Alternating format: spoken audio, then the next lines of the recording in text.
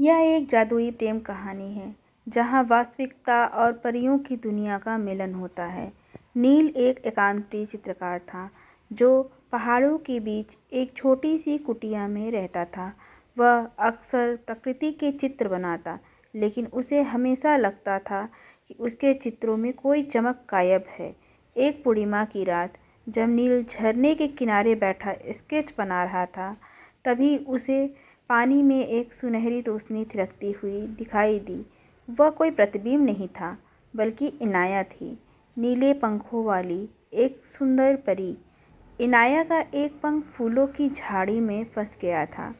नील ने घबराने के बजाय बहुत कोमलता से उसकी मदद की। जैसे ही उसके हाथों से इनाया के जादुई पंखों को छुआ, नील के पूरे शरीर में एक सिरहरन दौड़ गई। इनाया ने अपनी चमकती आँखों से नील को देखा और मुस्कुरा दी। उस एक पल में वक्त जैसे ठहर गया। इनाया हर रात नील से मिलने आने लगी। वह बोल नहीं सकती थी, लेकिन उसकी आँखों में हजारों कहानियाँ थीं। नील उसके लिए चित्र बनाता और इनाया अपनी जादुई उंगलियों से उन चित्रों में जान फूंक देती। नील के बनाए फूल महकने लगते। नील की बनाई तितलियाँ कैनवास से निकलकर उड़ने लगती। दोनों घंटों साथ बैठते। नील उसे इंसानी दुनिया के किस्से सुनाता और इनाया उसे तारों की भाषा समझाती। उनके बीच शब्दों की ज़रूरत खत्म हो गई थी। यह आत्माओं का मिलन था। परियों की दुनिया का नियम था कि कोई भी परी इंसान के साथ ज़्यादा समय नहीं बिता सकती। एक रात इनाया बहुत उदास थी। उसने नील के माथे को चूमा और उसकी हथेली पर एक चमकता हुआ मोती रख दिया। वह उसकी याद और उसके जादू का हिस्सा था। जैसे ही सूरज की पहली किरण पड़ी, इनाया ओझल हो गई। नील अब अकेला नहीं था। उसकी कला अब दुनिया भर में मशहूर थी, क्योंकि उसके हर चित्र में एक अलौकिक चमक थी। लोग कहते थे कि नील की पेंटिंग्स को देखने पर परी के पंखों की फड़फड़ाहट सुनाई देती है। नील आज भी हर पूर्णिमा को उस झरने के पास जाता है। वह जानता है कि भले ही इनाया उसकी आँखों के सामने न हो, लेकिन वह उसकी हर सांस और हर रंग में बसी है। सच्चा प्यार कभी खत्म नहीं होता।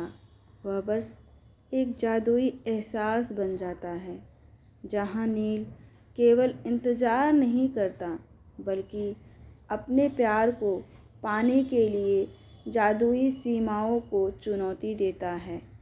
इनाया के जाने के बाद नील की रातों की नींद उड़ गई थी। उसे समझ आ गया था कि वह इनाया के बिना अधूरा है। उसने याद किया कि इनाया ने जाते समय उसकी हथेली पर एक चमकता हुआ मोती रखा था। एक रात जब नील ने उस मोती को गौर से देखा, तो उसे एहसास हुआ कि वह कोई साधारण मोती नहीं, बल्कि हृदय दर्पण था। जैसे ही नील के आंसू उस मोती पर गिरे, मोती से एक सुनहरी रोशनी निकली और दीवार पर एक नक्शा उभर आया। नील ने अपना झोला उठाया और निकल पड़ा उस जादुई दुनिया की तलाश में, जिसका रास्ता केवल एक सच्चा प्रेमी ही देख सकता था। उसे ऐसी घाटी पार करनी थी जहाँ यादें इंसान को भ्रमित करती हैं। वहाँ उसे इनाया की आवाज़ें सुनाई दी, लेकिन उसने अपनी आंखें बंद रखी और केवल दिल की धड़कन का पीछा किया। वह एक ऐसे झरने के पास पहुंचा जहां पानी ऊपर की ओर बह रहा था। नक्शे के अनुसार उसे इस झरने में कूदना था। जैसे ही उसने छलांग लगाई, वह हवा में तैरने लगा। नील पहुंच गया नूरिस्तान, परियों का देश। वहाँ के राजा इनाया के पिता एक इंसान को अपनी दुनिया में देखकर क्रोधित हो गए। राजा, एक नश्वर इंसान हमारी दुनिया में कदम रखने की जुर्रत कैसे कर सकता है? क्या तुम्हें अपनी जान का डर नहीं? नील, महाराज, जहाँ डर होता है वहाँ प्रेम नहीं होता।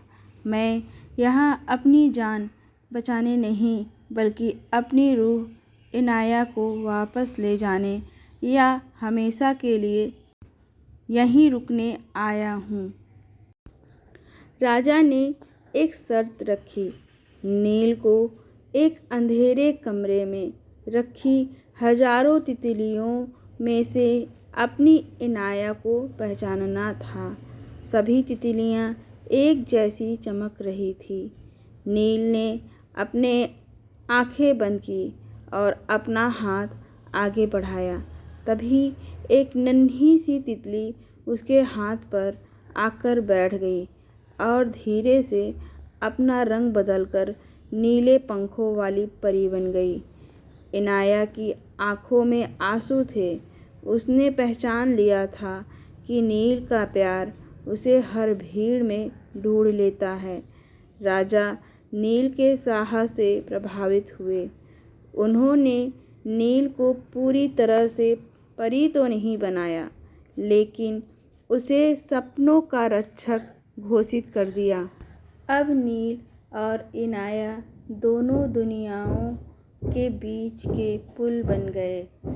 अब नील दिन में अपनी कुटिया में चित्र बनाता है और रात को चांद की रोशनी में इनाया के साथ जादुई दुनिया की सैर करता है। तो चलिए उस अद्भुत और जादुई पल की ओर चलते हैं, जहाँ दो अलग अलग दुनिया के प्रेमी एक होने जा रहे थे। यह सिर्फ एक शादी नहीं, बल्कि इंसानी सादगी और जादुई भव्यता का मिलन था। नूरिस्तान की सबसे ऊंची चोटी पर, जहाँ बादल जमीन को चूमते थे,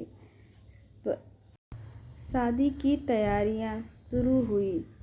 यह जगह पूरी तरह से सफ़ेद गुलाबों और चमकते जुगनुओं से सजी थी। राजा ने नील को एक रेशमी सफ़ेद पोशाक भेंट की, जिस पर तारों की धूल से कढ़ाई की गई थी।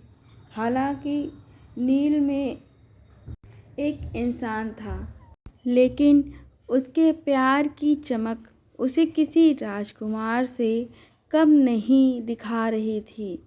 इनाया ने फूलों की पंखुड़ियों से बना एक लंबा गाउन पहना था। उसके नीले पंख आज पहले से कहीं ज़्यादा तेज चमक रहे थे, जैसे वे उसकी खुशी को पूरी दुनिया को बता रहे हों। वहाँ की रस्में इंसानी दुनिया से बिल्कुल अलग थी। नील और इनाया को एक दूसरे का हाथ पकड़कर एक जादुई कुंड के चारों ओर घूमना था। जैसे जैसे वे घूमते, उनके कदमों के नीचे से सोने की धूल उड़ती और ऊपर जाकर आसमान में नए तारे बन जाती।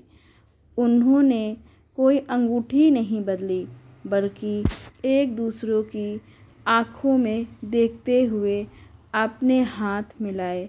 तभी एक तेज रोशनी हुई और नील के हाथ पर एक नीले पंख का और इनाया के हाथ पर एक छोटे ब्रश का निशान उभर आया। यह एक बात का प्रतीक था कि वे अब हमेशा के लिए एक दूसरे का हिस्सा बन चुके हैं। जैसे ही उन्होंने एक दूसरे को हाँ कहा, पूरे नूरिस्तान के पेड़ झूमने लगे, आसमान से फूलों की बारिश होने लगी।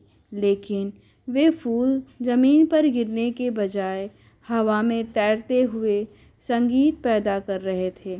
परियों ने अपना प्रसिद्ध नूर नृत्य पेश किया, जिससे चारों ओर इंद्रधनुष बन गए।